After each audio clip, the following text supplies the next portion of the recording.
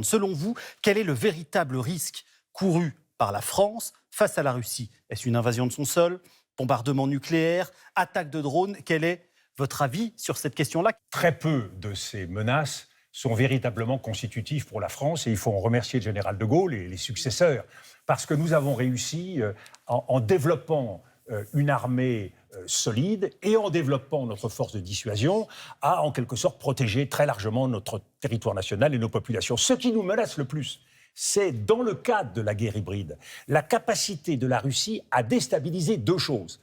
D'abord, notre sécurité. Vous en avez parlé tout à l'heure sur le plan cyber, sur le plan des grands réseaux. Ils ont la capacité de couper l'interrupteur et à un moment donné de mettre en panne, de mettre en croix des services publics, des hôpitaux, des institutions nationales, des banques. Donc il y a une fragilité, mais qui est celle de tous les pays européens. Il faut donc se renforcer.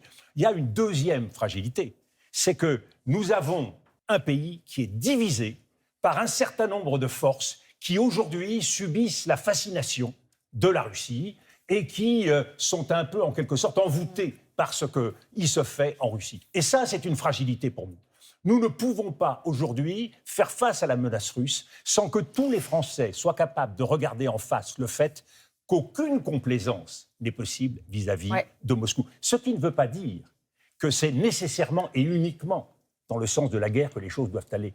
Je pense que nous devons avoir dans la main une capacité de diplomatie, d'initiative, et le moment venu, bien sûr, de dialogue, quand ce sera possible.